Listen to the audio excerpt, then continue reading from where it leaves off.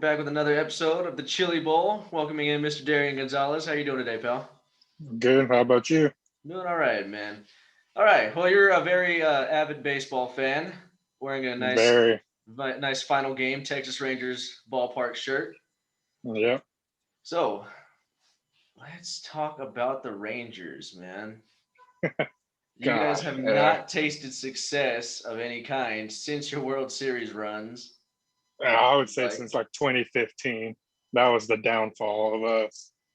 We can call it something like that. That's when that whole Jose Bautista doing that epic bat flip. That was the downfall of the Rangers. It started a little bit before that too. Don't forget. Yeah. Choked in that World Series. Yes, sir. Now, with that being said, you guys have had a lot of ups and downs. You've changed managers since then. There's a lot going Yep. on in the last call it 10 years, man. It's been a rough Yep. stretch. Yes. Very. So, what do you think, man? As far as your improvements in this the off season, the winter meetings, and up to the spring training, man. Man, honestly, all the signings that we've done so far, not really too happy with them. Some trades have been pretty good. Uh, that trade with Elvis Andrews, that one really caught me off guard. Surprised that happened, but I knew it was going to happen eventually. I'm glad that we got Chris Davis out of it. That was a pretty good pickup for us. Now, the only thing I can say with that, man, is when it comes to Chris Davis, I mean the inconsistency is shown, and it just seems like that's not really that much of a that's not eye for an eye trade. So it seems like you're more doing grasping at straws than it is, trying to build for win now type of thing. Yeah, well, even with Elvis, he had trouble being consistent too. He's been struggling last couple of years.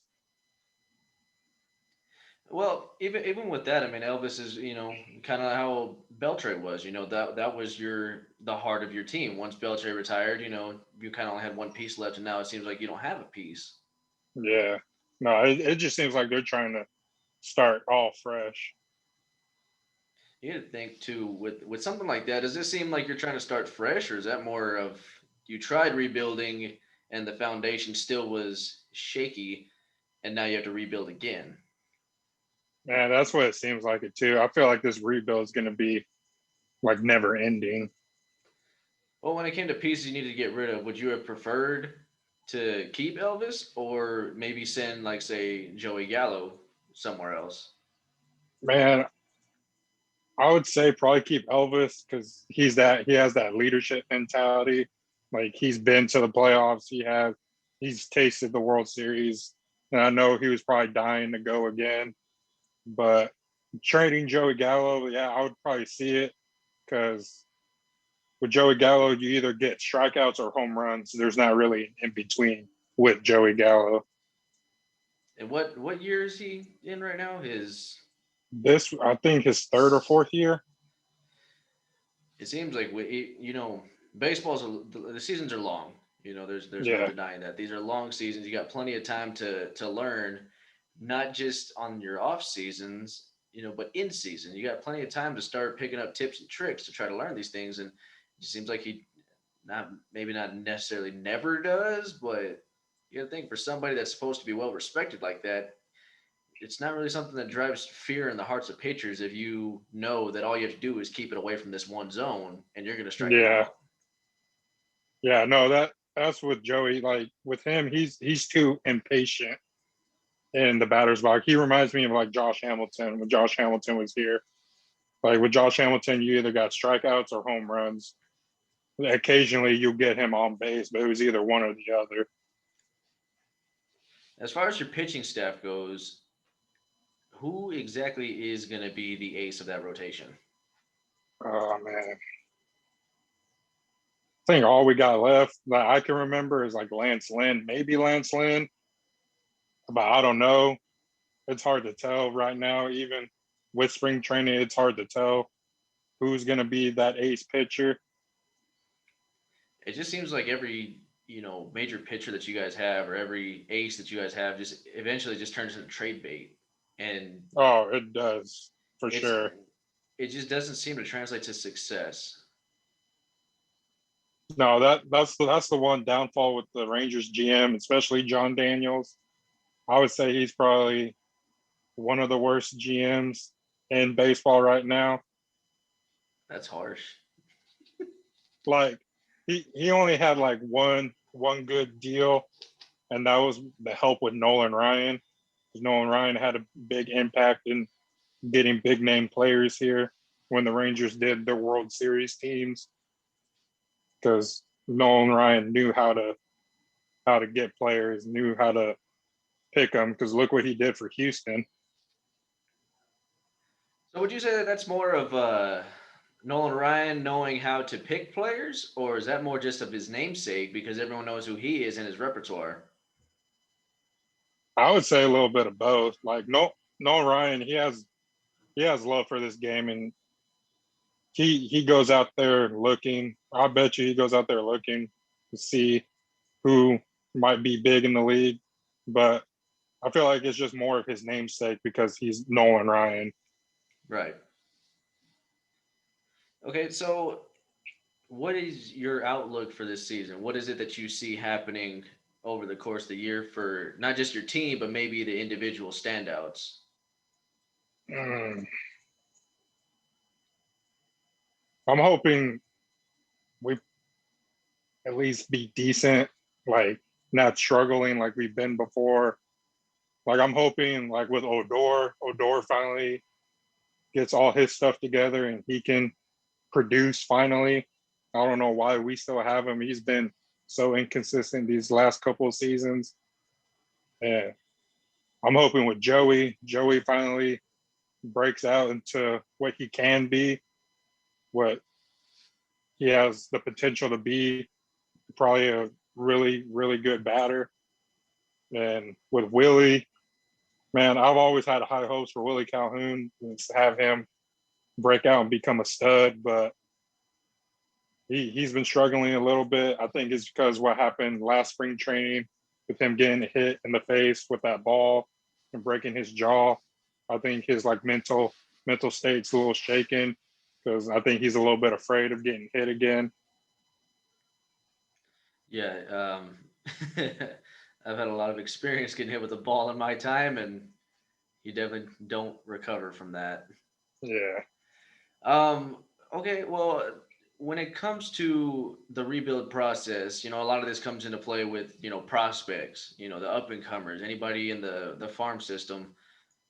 Is there anybody that could possibly take that next step and maybe be an immediate impact player for your minor league affiliates? Mm, man, the Rangers really haven't had a good farm system in years. The only person I see probably being a breakout is I think his name's Tehara. He's supposed to be our third baseman. I see him being a breakout player because there's been a lot of good saying about him that he has the potential of being something good. I have a feeling that he'll be a breakout star, and hopefully he doesn't become trade bait and trade him for a nobody or a has been like what John Daniels usually does. Okay. Now let's switch gears. Let's go National League. Obviously, I'm a pretty big Colorado fan. There's not very many of y'all that don't know that. Um, I flaunted Nolan Arenado's name around like a demigod straight out of the Thor movies, and it came back to bite me because we traded him this offseason. Yes, that was that was a shocking trade. You're telling me it happened on my birthday. Nothing worse than being in the middle of a round of bowling and you read at the bottom of the screen Rockies trading Nolan Arenado to the Cardinals. Mm-hmm. So that type of thing, it's a blockbuster trade, big name, people go everywhere. It happens in all the sports, but especially in baseball, that seems to be the ripple effect that could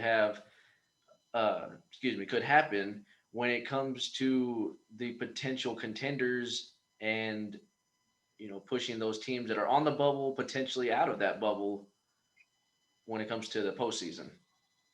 Yeah,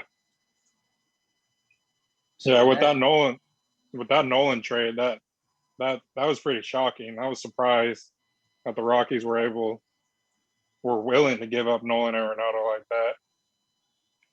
That's the only thing, man, is they weren't willing. It was just it came to that. The thing that Yeah, struck me the most, honestly, what it came down to was he had gotten tired of the way that the management had been going about things, but with the way and I'm not dogging the man by any stretch of the imagination. It's just the numbers don't lie.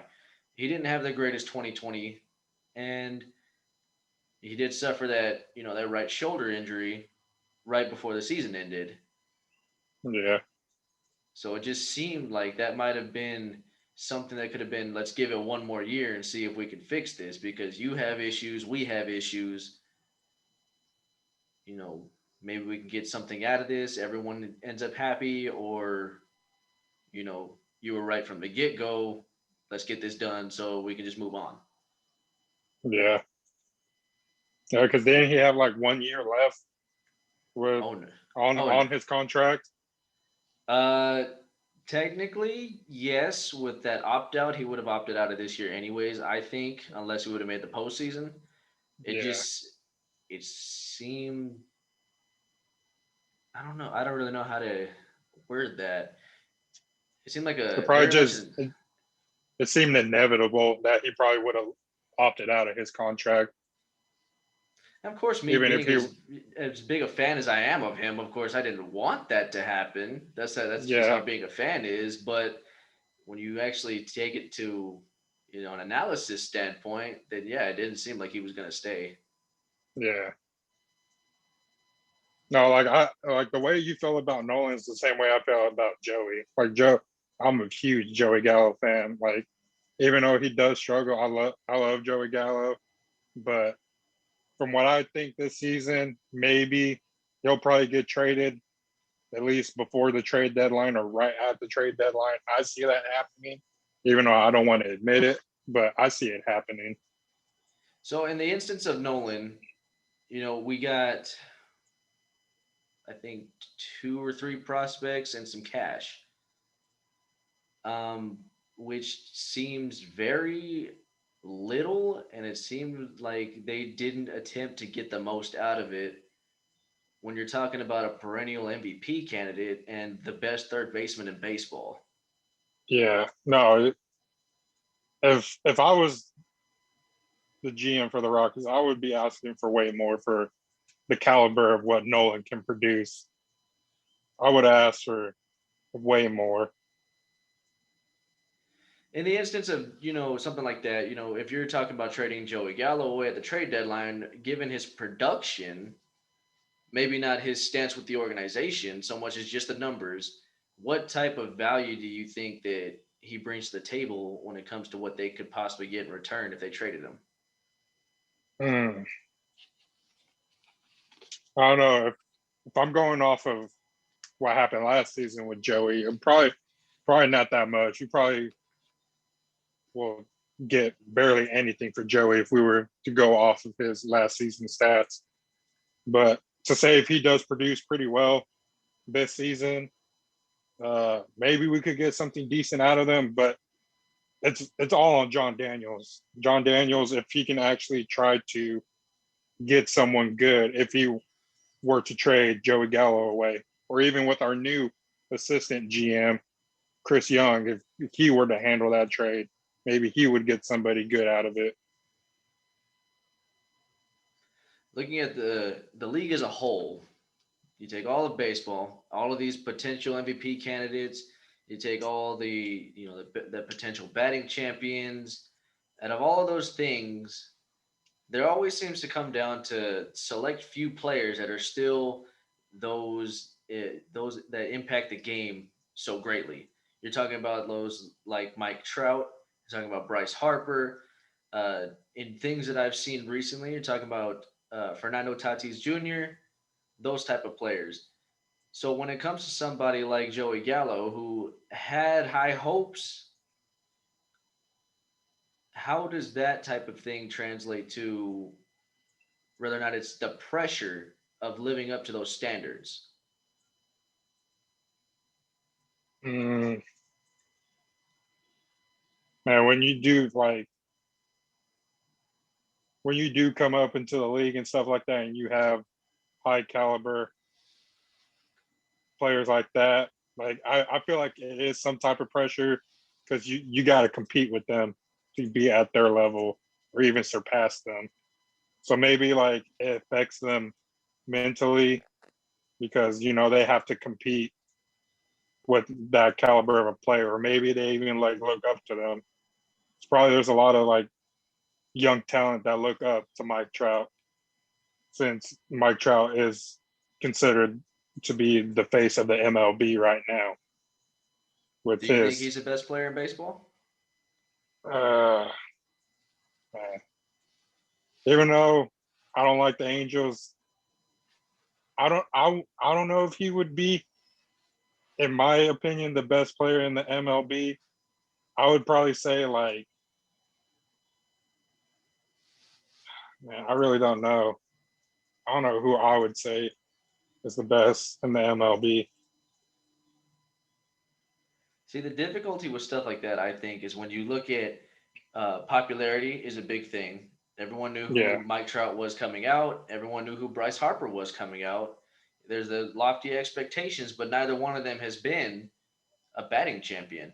The with the averages, they've both been home run champions and occasionally RBI winners, but they're not the hit for average guys.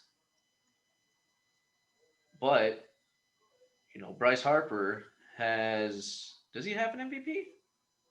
I think he has one. I think he has one. Mike Trout has won what, three of the last four? Yeah, Seems I like it. know. I know. I think he won last year, maybe. I'm not too certain. So it's things like that that always puzzle me. So when you have somebody like, say, how Charlie Blackman or DJ LeMahieu have won, the batting titles for the Rockies, but they never garnered MVP votes when they both have been, Gold Glove caliber, caliber, excuse me, players, and of course, their batting stances are there too. When it comes to their averages, Charlie hits a lot of home runs and he's an RBI man, and he was doing it from the leadoff spot, no less. And everyone talked about that, but still, he couldn't get a single MVP vote. Yeah, So, is this a voting or more of a popularity contest? I feel like it's more of a popularity contest because it just seems like it's the same people up in the voting, like in the running for MVP, whether it be American or National League. Because you have like amazing players that do like way better than some of these people that are in the MVP running, and you think like why aren't their names thrown out there? So, when you think about stuff like that, obviously, All Star votes, those are definitely, it's just a popular thing. It's a Yeah, popular vote. That's a fan thing. But how do you think, when you think about the MVP voting and compare it to the Hall of Fame voting? Can you see some type of correlation between how popular players were in their playing days, even at their peaks? So, like, say how Mike Trout is right now, or how Bryce Harper was when he came out, versus later on down the road when it comes to talking about whether or not they're Hall of Fame caliber players. man, I'd probably see us as the same because like even now they talk about like Mike Trout, like future Hall of Famer, like they already know that he's gonna be in there. Like it's just like a guarantee. Like once his name is tossed up there to be finally into the National Hall of Fame, like you already know he's going in. I feel like it's like the same way too. Maybe it's like a popularity vote, but I feel like some of these people that go into the Hall of Fame, they go off base of their skills as well. So if you look at someone like, say, how Derek Jeter got in right away, Mariano Rivera got in right away, those type of guys, they're very successful at what they did. So, Yeah, the numbers are there. Never mind the fact that they were, some of the great faces of baseball. But you look at someone like Larry Walker. who also in his prime was one of the big faces of baseball, but it took him all 10 years to get there. Yeah, yeah. Like I said, it's either like it's a popular vote. Like when you get players that are very popular, they're probably going to get in right away. But for other players, it might take years for them to get in. Like when Beltray goes up finally, when he gets tossed into the Hall of Fame ballot, he's probably going to get in right away because it's Beltray. Everybody knows Beltray. Everybody loves Beltray. So like it wouldn't surprise me if it would surprise me if Beltray didn't get in like right away, but most likely he is going to get in because he's Adrian Beltre. He's always produced no matter what, even though he doesn't have a World Series under his belt. See, that's another thing too is the championship, part of it too is as you get inducted as a player, not with the team. And if you look at someone like Todd Helton right now is in his, I believe it's his fourth time on the ballot. But you also had Barry Bonds on the ballot too, who was being hampered by the steroid use. Yeah, So how do you think they go about deciding how players like that are deserving or not deserving of being in the Hall of Fame, given that Barry Bonds had his steroid part, but Todd Helton apparently, and I'm trying to use this as light as I can because I hate saying this, is a product of Coors Field.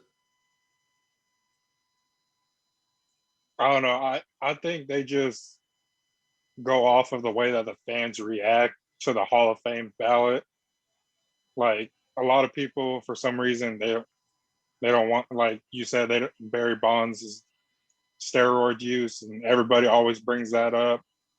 And even though like it happened, like he used steroids and he did all of these things because he was under steroids. I don't understand why.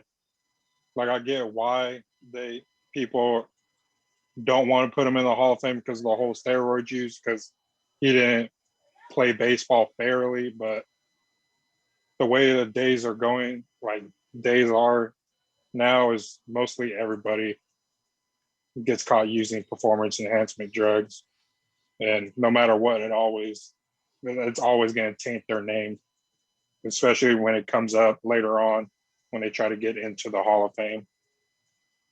So thinking about the steroid era, there's a lot of players that used it. Of course, there's all that, Jose Canseco conspiracy trying to throw people under the bus just because he was the one that got caught, that type of thing. And then obviously the big names that everyone knows, like Barry Bonds. Um, when you think about that era, and everyone thinks about it as a big era of cheating and everything, do you really think it was that big of a deal to say that's why these people shouldn't get in the Hall of Fame? I wouldn't say it's that big of a deal. Mostly everybody was doing it back then. So, like, I wouldn't say it's that big of a deal, even though, like, I get it. They're cheating, they're using steroids to enhance their strength and speed and whatever. But mostly every player will get caught doing some kind of performance enhancement drugs, whether it be steroids or something else. It's always something. Someone always gets caught doing something. Like back with Nelson Cruz, like Nelson Cruz got suspended for using performance enhancement drugs. Like when because the doctor that Alex Rodriguez went to down in Florida, he got busted for giving Alex Rodriguez performance enhancement drug, and he had a whole list of clientele that he was giving performance enhancement drugs, and Nelson Cruz was a product of that. And I think that's one of the reasons why probably the Rangers didn't re-sign Cruz when his contract was over after he got caught, because he used performance enhancement drugs. So in looking at that, it doesn't seem to be that big of a deal. And in my opinion, and albeit probably an unpopular one, that shouldn't be a reason why you keep somebody out. Strictly because, while it may be performance enhancing, and that's why they label it like that, you still got to hit the ball. Yeah, like You look have to look hit at the ball. look at Ryan Braun for the Brewers. Like he's been caught multiple times, and he's stayed on the Brewers for years. And when he got caught, he fought an appeal, and he won his appeal, and he was able to play the next season. Like Right. Ryan Braun always got caught doing or steroids or something else, whatever he was doing. And the Brewers always kept him. They never let him go because he produced because he was doing that. And even whenever he wasn't, I mean, he was still batting what, like 315 average, something Yeah, like that. yeah, If you're still batting 300 and hitting all your home runs and everything, with or without, you know, I don't know, just something with the steroids always threw me off guard. And growing up playing baseball, you're always told, all these things about these players cheated and this is how they did it, and you don't want to do that and this, that, and the other. And that's great that you're teaching kids that while they're young, but when you actually break it down, these guys still had to hit the ball. They just yeah, turned 300-foot home runs into 350-foot home runs, but a home run is still a home run. yeah, And as far yeah. No, as building up their speed and everything, I never really actually saw somebody significantly get faster. It was just the ball was traveling further. And yeah, now, it was the strength just to get a home run. right. And now with the balls being, built the way that they are, the ball's traveling even further now, and it's traveling just as far now as it was whenever these guys are doing the steroids. So what's the correlation here? How are you going to fault these guys for using the steroids, but the ball is traveling just as far now, and you're not going to suspect anybody of doing that? Yeah, because of this whole juice ball, as they were bringing it up a couple seasons ago, that the balls are way different now. That's what I heard pitchers complaining about in one season, that the balls started feeling different.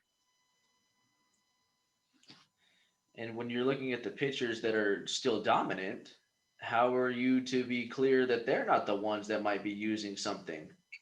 Yeah, If you're still able to dominate the way that some of these guys are, like Scherzer and Strasburg and Verlander, all the big name guys obviously that have been doing this for a while, but they're able to dominate in such a way in such a jacked up period of time where home runs are, a very hot commodity right now. Who's to say that they're not? But these guys aren't getting tested. And I'm not trying to throw pitchers under the bus, because I enjoy a very great pitcher more than anybody else. But I'm just saying, if you can't come up with some type of correlation between the two, how are you so sure that it's on an even playing field? yeah. Well, still, even then, the pitchers don't even need to use performance enhancement drugs. They use other things like pine tar or sandpaper and stuff like that to get more grip on the ball to get these players out, make them not be able to hit home runs. Right. And I've, I saw a video recently on YouTube. It was talking about how Garrett Cole is cheating and the MLB wants to stop it. Talking about basically it involved the spin rate, and the faster the ball spins is, it increases the speed of how, like the velocity of how it's thrown, and increases the movement on the breaking pitches.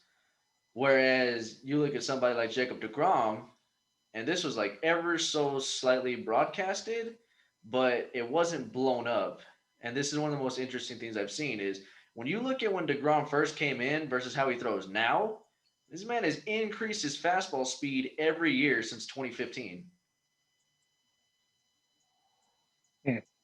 Yeah, I never saw anything about that. This is the first I'm hearing of this. Yeah, I think it was an MLB article last year or year before. And it was really cool to see because he had only started averaging about like 92, I think, which isn't slow by any stretch of the imagination. Don't get me wrong, but he's going from 92, and just the other night he was touching 102. Hmm. You're talking about a 10-mile-an-hour increase as he's getting older, not while he's still 22, you know, a fresh arm. Yeah. No, but that says something with whether it's pitchers doing something different to, I guess, keep themselves still as an ace pitcher or one of those top tier pitchers. Well, in looking at these, the top tier batters, the pitchers, and all the good things that come with baseball, who do you see rising to the top when it comes to the Cy Young Awards, the MVPs, the Gold Gloves? Who are the standouts? Mm, I would say I'll go with the National League Cy Young contender. I think Darvish, after what he did last season, even with it being a shortened season, dominated with the Cubs, was in the running for Cy Young last year, then getting traded to San Diego. Maybe maybe he'll finally win a Cy Young or at least be in the running again for Cy Young award because he after he had his Tommy John surgery with the Rangers and they traded him away, he dominated, struggled with the Dodgers, choked in the playoffs for them when they really needed him to dominate, giving up those crucial runs in the World Series back then. But once he went to the Cubs, he dominated, struggled a little bit, then came back and dominated again this last season. And I think that's all it needs for him is just a change of environment. And maybe San Diego is that environment for him. And hopefully he can get a Cy Young or be back in the running for it. Okay, what about the American League side? American League, uh, man, I don't know. I would say maybe Garrett Cole. I see him in the running. Probably I'll see Verlander. Probably Verlander's going to be back in it too. Do you think he But comes back the same? maybe I don't know. It's hard to tell. That always Maybe is. maybe he. It, yeah, it's always hard to tell with pitchers if they're going to come back how they were. It's always hard to tell. Okay, who do you think wins MVP for both sides? Mm, I'll say National League MVP. I'll probably say Tatis again. I'll probably say Tatis. I'll probably say that he'll win it for the National League. I feel like he's going to have a really, really good breakout season. Another one. Yeah, dominate. Okay. For American League, and I really don't know. I know Mike Trout's probably going to be up in the running again, like he always is, no What matter do you what. expect from a man of his caliber? Yeah, but I really don't know who would be in the running for MVP. I know obviously Mike Trout's going to be in there, but I really don't know who else would be in the running. Okay, how about a sleeper? It's in the American League. It's hard to pick one, but if you look at anybody that's actually been having the breakouts, and it's tough to shy away from the AL West because there's they're all really good players on teams, whether they're successful or not. So you look at, the Rangers have good players, even if their team doesn't perform. You look Yeah, at, the Athletics are up there lately, and they've got some high caliber guys as well. So maybe you say Matt Chapman might come out. You could say Marcus Simeon could possibly come out. yeah, I'd see Matt Chapman. He, I feel like he would. What about the milestones? Miggy's getting close to another milestone. Pujols is closing in on more milestones. Do we see those guys getting there this year? Hopefully, if they stay healthy, they can. I know Pujols is getting really close to his home run milestone. I would like to see him hit it finally because I know he's been wanting to. Everybody knows he's been wanting to hit that milestone. I see him probably hitting it this season if he can stay healthy. Well, we're gonna hope so. As far as the National League, how about let me give you another bold prediction? How about a little bit of a revenge tour for Nolan for basically having to cast himself out of Colorado? I bet you he wins his MVP finally. Probably, Just but because Tatis is the up and coming face of baseball. Everyone knows that. Everyone sees it. But there's just something that the veteran might have to teach the young guy. That's what I think. yeah, And yeah, as and far like as the production is there for both of them, but Nolan has 8 Gold Gloves to start his career, and he hits home runs like nobody's business. And granted, he had a down year of 2020, but in 2019 he batted three. What was it? 318, I think. He's finally getting to be a 300 hitter on top of being, the home run king and the best third baseman in baseball. I just feel like maybe this is the year, just in a different uniform. As much as I'd hate to see that, I'd also love to see it too. yeah, like he's getting a different environment, different teammates, new team. Maybe he'll want to do a high caliber season just to show like, yeah, I still got it, even though I'm with this team or whoever team I'll go to. I'm always going to be this high caliber player. Yeah, for sure. And like I said, it's gonna be tough seeing him in another uniform. But the fact is, that is still Nolan Arenado, and everyone knows who he is. Oh yeah, no, for sure. As far as the Cy Young goes, it's tough to pick in the American League because you have all these pitchers that do throw, you know, sub 2.5 ERAs, and they throw a lot of innings, a lot of strikeouts. You have Verlander, Cole, you have Greinke out there still. You know, it's, that's tough to pick. So I couldn't give you one guy for that. But if I did have to give you a sleeper for the National League, besides the usual giving you Scherzer and Jacob Degrom, and if Noah Syndergaard can get back to good form, he'll probably be up there too. But if I had to give you a couple of sleepers, I'm gonna be a homer. It's what I do. But this is my show. I can do what I want. Yeah. Think about Kyle Freeland when he finished fourth in the Cy Young, and then he had a down year, but he had a chance to recover. Learn. I bet you that if he returns to form, just like he did in 2018, that he could probably come out with that. And then you look at Herman Marquez.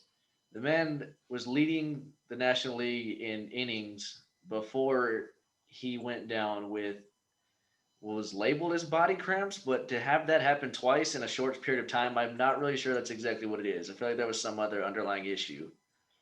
But when that man is on, that man is on. Yeah, So besides being a homer, those two are actually very productive guys, and they're tough to beat. no, for sure. Like once the player gets in their rhythm, usually it's hard to get them out of that rhythm because they're just focused and they're ready to go. Yep. Well, all right, Mr. Deryan, that's all the time we got today, man. I appreciate you coming on and speaking with me about this upcoming season. One last question I'm going to ask, man. Who makes it to the last team standing? Oh, in the World Series, we're Besides gonna make. being homers, we can't pick our teams unless we're being real. Oh man, the man. I don't know who. who would be the last two? I would say the Dodgers make it to the World Series again. Yeah, I'd hate that. I I think probably they'll make it to the World Series again for the National League, but that championship series will probably be Dodgers and maybe San Diego fighting it out for the World Series. I Right. would say that would be a really good series in the end, but I feel like Dodgers will come out on top because they still have stacked pitching and they still got hitters. So I see them back in the World Series again. But for the American League, man, I don't know who, because the American League is crazy. You don't know who's gonna break out, who's gonna be that team to dominate and make it. Yeah, because Tampa Bay came But out of nowhere. yeah, look at Tampa. The wild card team made it to the World Series. I think weren't they the second best team in baseball? Honestly, I don't remember. I believe they had the second best record behind the Dodgers by like a game, I think, or two. Maybe. But yeah, like look at Tampa. No one would have expected Tampa to make it to that World Series.